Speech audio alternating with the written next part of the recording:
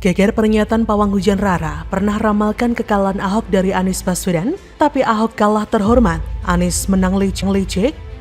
Begitu Pilgub juga kebetulan saya lebih mendukung Pak Ahok waktu itu. Tapi waktu itu saya udah bilang ke Pak Ahok bakalan kalah Pak, tapi Bapak nanti kalahnya terhormat gitu. Terkarantina itu adalah suara pemilihnya hanya itu saja, tidak bisa menjangkau pemilih lain. Tidak bisa menjangkau basis elektoral baru. Itulah yang kita sebut terkarantina. Itu penyebab pertama. Dan sedikit penurunan basis dukungan dari pendukung Ahok Jarot dari putaran 1 sebetulnya tidak menunjukkan sesedikit itu, tapi lebih banyak. Mengapa? Karena ternyata hampir 20% pemilih Agus Silvi ke Basuki Jarot menurut exit poll. Rara si pawang hujan mengaku sudah meramalkan kekalahan Basuki Cahayapurnama alias Ahok pada Pilgub DKI lalu. Kendati demikian, wanita bernama Rara Istianti Wulandari tersebut menyebut kekalahan Ahok itu secara terhormat.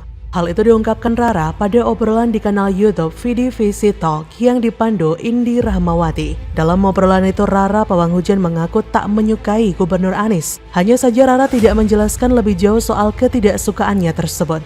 Mendengar pengakuan Rara si pawang hujan itu, Indi Rahmawati mempertanyakan alasannya tersebut. Rara pun kemudian mengungkapkan dirinya tak suka dengan Anies lantaran saat masih menjabat sebagai Menteri Pendidikan, dia terlalu ribet jadi menteri. Lebih lanjut, pawang hujan bernama lengkap Rara Isti Wulandari itu pun mengaku lebih mendukung Basuki Cahayapurnama alias Ahok ketimbang Anies Baswedan di saat Pilgub DKI beberapa waktu lalu. Namun pada waktu itu Rara mengungkapkan langsung kepada Ahok bahwa ia akan kalah di pilkada tersebut. Tetapi ia kalah dengan kekalahan yang terhormat. Mengapa Ahok kalah dengan cara yang terhormat? Karena pada waktu itu lawan politiknya Anies yang menggunakan berbagai macam cara untuk memenuhi kemauannya agar menang. Anies mendapat kursi gubernurnya juga bukan murni melalui demokrasi, tapi menggunakan jualan agama alias politik identitas. Semua masih ingat kok bagaimana ada banyak spanduk di rumah-rumah ibadah memasang spanduk, jangan pilih gubernur tidak seiman, jika tidak mayatnya tidak akan disolatkan.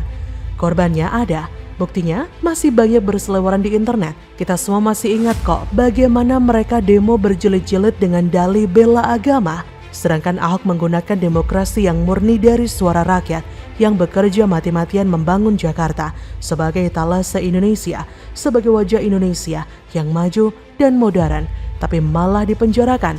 Sementara si Buniyani sendiri, si pengunggah video yang diedit itu, sudah dinyatakan bersalah dan dipenjara.